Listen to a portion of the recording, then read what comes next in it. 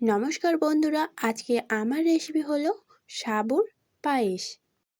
আমি সুচিত্রার পিঠাবিলাসী রান্নাঘরে আপনাদের সবাইকে স্বাগত জানাই। মাত্র 10 মিনিটে আমি তৈরি করে নিলাম সাবুর পায়েস, আর খেতেও কিন্তু দুর্দান্ত টেস্টি হয়। তো আমি সাবুর পায়েস খুব অল্প টাইমে কিভাবে তৈরি করলাম চলুন দেখে নেওয়া যাক। তো আমি সর্বপ্রথম নিয়ে নিলাম সাবু। আর হ্যাঁ, অবশ্যই কিন্তু বড় সাবুটার ব্যবহার করবেন, ছোটটার কিন্তু না। বড়টা হলে দেখতেও অনেকটাই সুন্দর লাগে। তারপর একটা বড় পাত্রে নিয়ে নিলাম আর সাবুগুলোকে 2বার ধুয়ে নিলাম আর মোটামুটি 5 মিনিটের জন্য জলে ভিজিয়ে রেখে দিলাম। 5 মিনিট পর্যন্ত সাবুগুলোকে যদি জলে ভিজিয়ে রাখা যায়, সাবুগুলো কিন্তু 5 মিনিটে বেশ অনেকটাই ফুলে যায়। তার জন্য আমি 5 মিনিটের মতো সাবুগুলোকে জলে ভিজিয়ে রেখে দিলাম। এই যে দেখছেন, 5 মিনিট পরে অনেকটাই সাবুগুলো ফুলে গেছে আর বেশ নরম হয়ে এসেছে। তারপর জলগুলোকে আমি একটি পাত্রে ঢেলে দিলাম ও 5 মিনিটের জন্য সাবুগুলোকে ভালোভাবে শুকিয়ে নিলাম বা ঝরঝরে করে নিলাম। তারপর নিয়ে নিলাম একটি কড়াই আর কড়াইয়ে দিয়ে দিলাম দুধ। আর হ্যাঁ, আমি কিন্তু এখানে মোটামুটি হাফ কিলো দুধের ব্যবহার করেছি।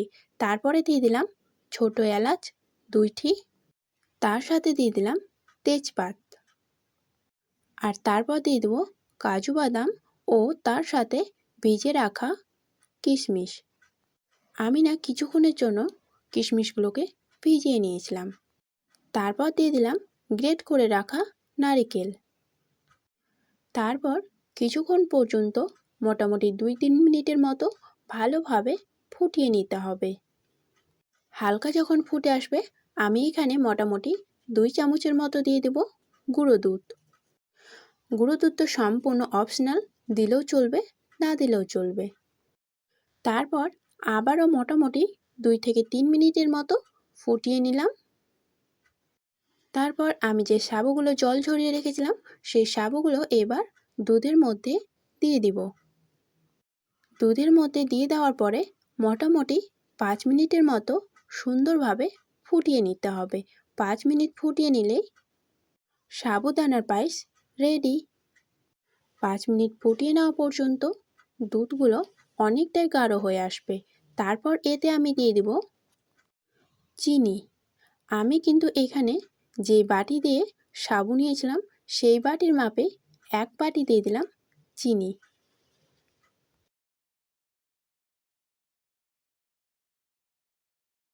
চিনি দেওয়ার পরে আবারও মোটামুটি 1 মিনিটের মতো ভালোভাবে ফুটিয়ে নেব। তাহলেই সাবুর পায়েস রেডি।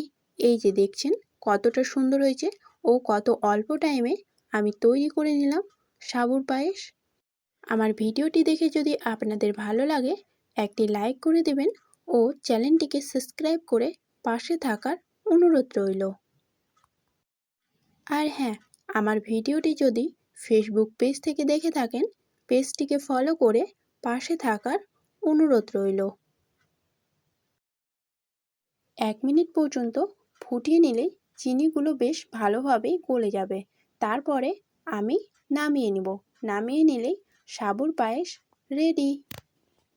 নামিয়ে নেওয়ার পরে সুন্দরভাবে সাজিয়ে নিলেই রেডি সাবুর পায়েস। তারপর আমি দিয়ে দিলাম উপর থেকে কিছুটা বাদাম আর তার সাথে দিয়ে দিলাম খেজুর। তারপর আমি একটা পাত্রে সুন্দরভাবে সাজিয়ে নিলাম।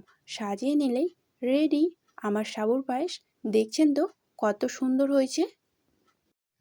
দেখে কিন্তু অনেকটাই কাচের গুলির মতো লাগছে। দেখতে যেমন সুন্দর হয়, খেতেও কিন্তু বেশ অনেকটাই সুন্দর হয়। আর খুব অল্প টাইমেই তৈরি করে নিলাম সাবুর পায়েস। ওপর থেকে আমি সুন্দরভাবে সাজিয়ে নিলাম। সাজিয়ে নিলেই রেডি। আর হ্যাঁ, জানেন তো এই সাবুর পায়েস কিন্তু পুজোর ভোগেও দেওয়া চলে। আর আমার চ্যানেলটিকে এখনও পর্যন্ত যদি সাবস্ক্রাইব করে না থাকেন, চ্যানেলটিকে সাবস্ক্রাইব করে পাশে থাকার অনুরোধ রইল। আর অবশ্যই কিন্তু একটি লাইক করে দিবেন ও শেয়ার করে পাশে থাকার অনুরোধ রইল। জানেন তো, বাড়ির ছোট থেকে বড় সকলে কিন্তু এই সাবুর পায়েসটা খুব পছন্দ করবে। পায়েসগুলো দেখতে কিন্তু অনেকটাই সুন্দর হয়, তাই বাড়ির ছোট থেকে বড় সকলে পছন্দ করবেই করবে। একবার হলেও এভাবে এই পায়েসটা তৈরি করে খেয়ে দেখবেন, খেতে কিন্তু অনেকটাই টেস্টি হয়। নমস্কার।